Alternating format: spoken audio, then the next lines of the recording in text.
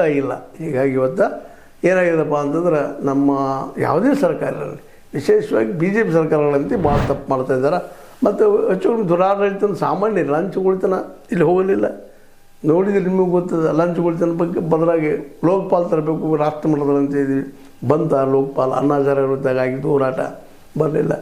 ಮತ್ತು ಲೋಕಾಯುಕ್ತ ಎಲ್ಲ ರಾಜ್ಯಗಳಿದ್ದಾವೆ, ಆದರೆ ಅವ್ರಿಗೆ ಶಕ್ತಿ ಇಲ್ಲ. ಲೋಕಾಯುಕ್ತಕ್ಕೆ ಯಾಕೆ ಶಕ್ತಿ ಇಲ್ಲಪ್ಪ ಅಂದ್ರೆ ಅವ್ರಿಗೆ ಪೂರ್ಣ ಪ್ರಮಾಣದ ಶಕ್ತಿಯನ್ನು ಅಲ್ಲಿ ಕೊಟ್ಟಿಲ್ಲ ಅನ್ನೋದು ನಾವು ಗಮನಿಸ್ಬೇಕಾಗಿದೆ.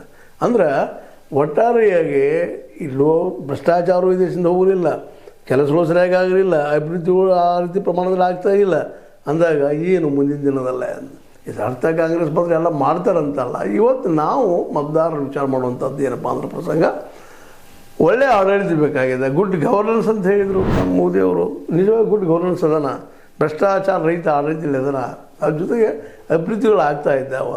ಈಗಾಗಲೇ ಆರಂಭದಲ್ಲಿ ಹೇಳಿದಾಗ ನಿಮ್ಗೆ 44 ಲಕ್ಷ ಕೋಟಿ ರೂಪಾಯಿ ಅಭಿವೃದ್ಧಿ ಹೆಸರಲ್ಲಿ ಖರ್ಚು ಆಗಿದೆ ಅಂತೇಳಿ ರಿಪೋರ್ಟ್ಸ್ ಇದ್ದಾವೆ. ಆದರೆ ಅದ್ರ ಖರ್ಚಾಗಿದ್ದು ಎಷ್ಟಪ್ಪ ಅಂದರೆ ಅದರ ಹೆಚ್ಚು ಕಡಿಮೆ 40% 30% ಖರ್ಚಾಗಿದೆ. ಉಳಿದ 50-60% ಎಲ್ಲ ದುಡ್ಡು ನನಗೆ ಎಲೆಕ್ಷನ್ಕೋ ಮತ್ತದಕ್ಕೋ ಭ್ರಷ್ಟಾಚಾರಕ್ಕೋ ಹಂಚೋದಕ್ಕೆ ಹೋಗಿಬಿಟ್ಟದ.